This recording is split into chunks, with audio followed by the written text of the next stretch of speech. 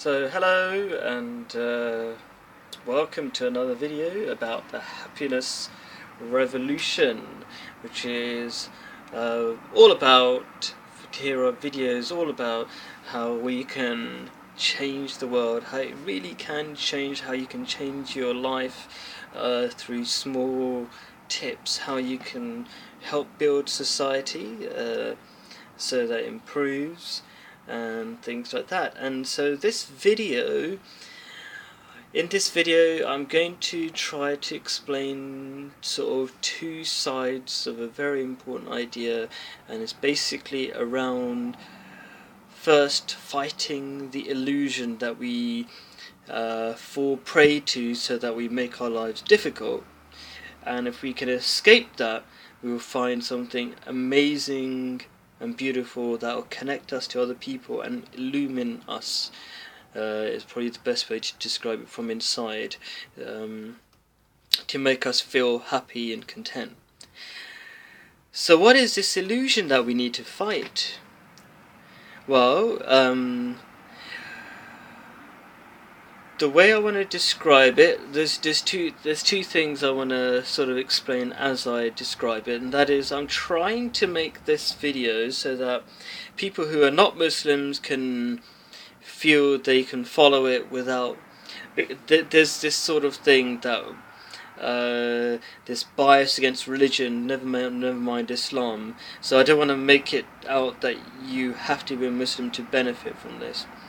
So basically, people fall prey to an illusion which the Quran talks about, or describe, the Quran being the holy book of Muslims, and it describes people following a mirage in a desert where they keep chasing this mirage, and when they get to it they find it's nothing.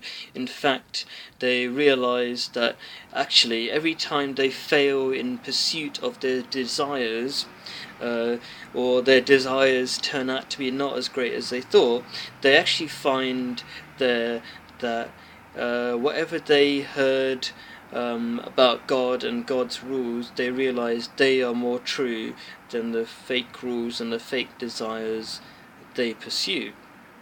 Okay, so the selfish desires of this world are actually just mirages. They don't have the value we put into them. Okay, so that's one side of things. And I'm trying to keep the video short, but these are really big ideas if you reflect on them, and they really will change your life. And so just saying to people don't do this is not enough, because it's not good enough to tell people not to pursue their egotistical desires. In fact, the Quran actually starts with something else. In the verses where it describes how people chase desires, before that it tells people how their lives can be amazing and beautiful. And this is going to bring up another element. In fact, the core reasons why people's lives are kind of one of the core reasons why society is breaking down, and why people are feeling their lives are becoming more and more empty, and there's more and more kind of friction between people. And the core of that is because they've left God. And people don't want to hear that. They don't want to even hear about God.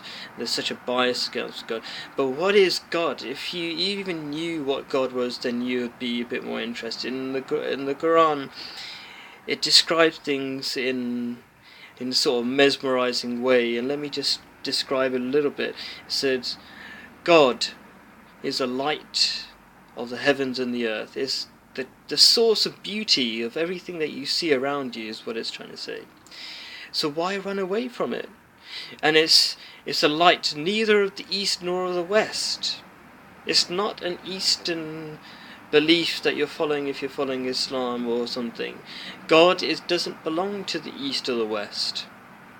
In fact, in the latter days which we're talking about, the Islam was supposed to rise from the west. That is, the true belief of Islam will be actually held by people of the West anyway, because they would have studied and thought about it, and they would have considered things that the people of the East have forgotten. They don't really follow Islam anymore, not much.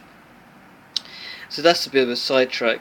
But so God is not of the East or the West. He's a beautiful, pure light that you will find in yourself. And people, you will become successful. You will find beauty in your life and happiness and everything you want if you just begin to accept God. Don't accept, but the thing is, I have to accept from you.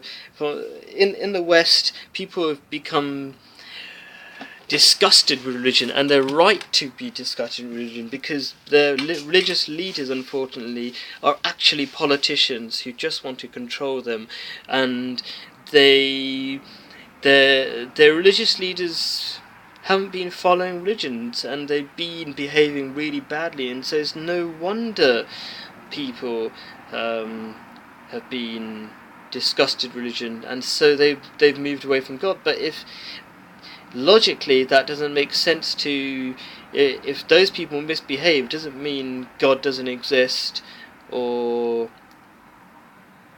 God shouldn't be followed just because they are bad, because those people are not godly people anyway. From Islam and from all these different religions, they don't represent God. So reflect on your inner nature, look at nature, and when you look at nature, you see there's something that attracts you to it, and that's just an inkling of evidence that says you're attracted to something beautiful in nature. And what is that? If you contemplate on it, it's actually that you're actually attracted to God. God is the light of the heavens and the earth, and will fill you up, and God will fill those people up who remember Him and contemplate God and pay charity. Those are the conditions that God puts. God would like you to help humanity. If you help humanity and you remember God and contemplate over Him and pray to Him in your own way, you will find the light of God inside you. And without God, you will not find peace, and you will not find comfort in your heart. These are the rules that I'm trying not to refer to the Holy Quran too much, but the words I'm using are actually coming from the Holy Quran, because it just takes too much time referencing the Holy Quran over and over again. Thank you for watching. Hope that helps you.